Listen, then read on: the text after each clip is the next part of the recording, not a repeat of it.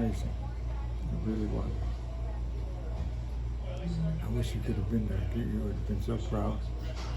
That's the first time I saw my mom and dad genuinely sobbing, out of control. I had no idea you could do that. How did you? And of course, I was like, see, this is what I want to do. You know, and some people push buttons to make sure that band would not survive, and it worked. They killed it. I never understood our tour. It was the lamest tour in the world. We played for nobody. The only Who set that up for you? Some guy named Michael Davenport, and I was totally in on him. He was our supposed manager. See, Shanti was created by me and Richard Bach. Richard Bach was my producer. World Pacific Jazz Records, Liberty Records. And I just finished making my own album in Santa Barbara. My first friend, no more bands, just me. I called my friend Michael because he's my connection in LA. Remember Andy Williams? Yeah. Michael used to play with Andy Williams, guitar. And he's really a space cadet. He's wonderful. We had many great times together, and a TMer, meditator. So I called Michael and said, Michael, I just finished my first LP. I want to come to LA. He says, oh, perfect timing. I'm going to a wedding this weekend, and the guy's a producer. I'll introduce you. I'm like, oh, great. So I got in my car, went down there, and I met Richard Bach and his wife, new wife, Janet Bach. And he was really nice, genuinely nice. And he meant every word he said. He says, look, we'll be back on our honeymoon in 2 weeks. Call me. Remember Genesee on Sunset? You know what Sunset Fairfax is? So you have Fairfax, and you have Sunset Boulevard. Go one block over, right on the corner. There's this house, it's like a big house. And that was Richard Bach, or Productions. That was our office. So I went to see Richard, and he loved my music. And then he took me to an Indian concert where Zakir and Parnesh Khan and Ashish Khan were playing. I was blown away. I had no idea that anybody could do what they did with his hands, the tablas. I was amazed. And I got to meet Zakir, and shook his hand, and was like the drum god. And I couldn't get the sound out of my head. For weeks, I called Richard up and said, Richard, you think Zakir actually playing my song I have called Please Be Happy? He says, yeah, they want you to play drums. I brought Neil in, I brought Steve Leach in, I brought Steve Hale in, I brought these guys helping me, and we're helping Ashish. It wasn't the intention of a band. So Richard was in the studio while we were playing, and he says, he comes in, he goes, okay, it's time for you to hang up your egos. We're gonna start a band. We're gonna call it Fresh Air. And I thought that was just a lame name. I said, no, let's call it Shanti. And everybody just went, yes, Shanti, because it means peace. It's an Indian word that means peace. We're playing Indian and rock and roll. Shanti is the most perfect name. So I take credit for that. And Armin Erdogan signed us to Atlantic Records. You know, that's like the President of the United States signed to Dianne. We're talking big. Shanti could have become world famous. That's the power it has. We didn't take drugs. It was all natural. The intention was as high as you could get it. And the last thing that happened is that kind of energy released on the world. They're not going to let it, and they did.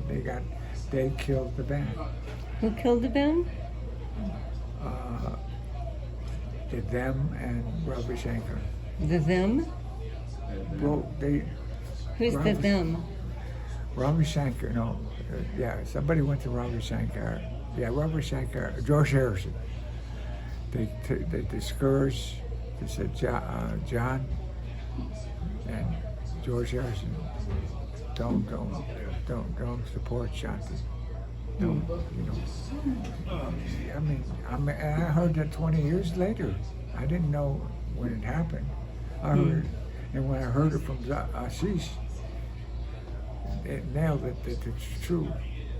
He was heartbroken. I don't know if you know what it's like to be in a really good band. Of course not. You bring a lot of happiness to people. People you don't even know want you to come to their house, you know, because you bring something to the table. Everybody loves a great band.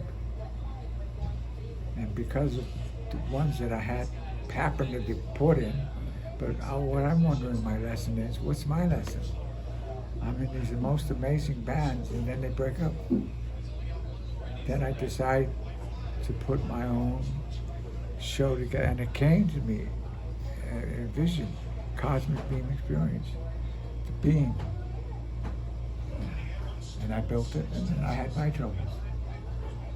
Remember I told you I did a gig in the CIA and the FBI and everybody was there? Oh, we were at the concert site, UC Davis, and Jaime, buddy of mine, and I are sitting at the stage on the ground. And we saw all these people in suits. And we're wondering, what's going on? Who are these people in suits? And then all of a sudden, the suited men walked by us and said, oh, you getting ready for the concert? They just spotted us, I don't know how. So Jaime got up first because he got better hearing. And he goes, hi, I'm Chip Carter, the president's son. Oh, okay. I'm supposed to worship. Yeah, apparently he needs to be validated. He said, oh yeah, we're playing tomorrow and getting ready and we just come to check out the stage. And guess what? Guess what was in my pocket? Joined. Cassette tape of my music. Oh. And I had to go to the security first, Secret Service. The guy says, go talk to them first. So they took my tape and they went,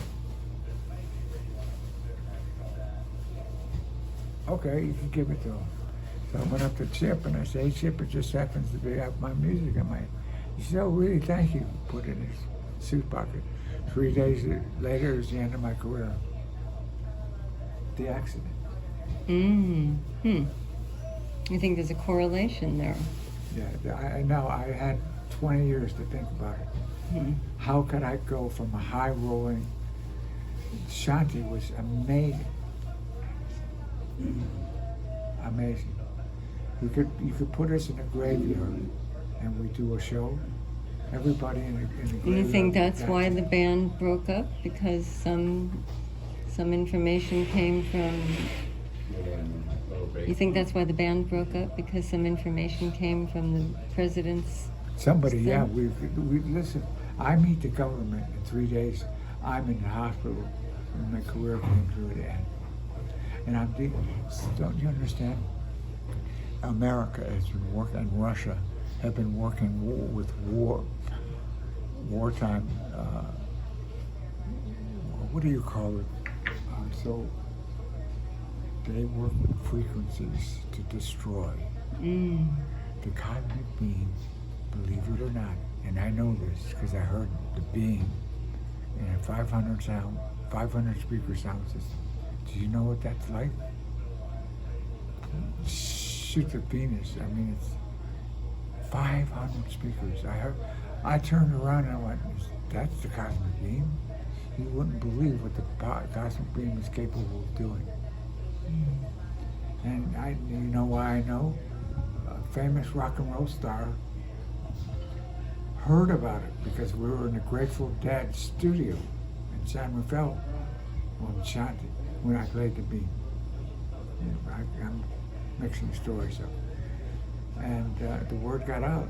And I was doing concerts at the prestigious Dianne Art Museum in Golden Gate Park, the William Randolph Hearst Room.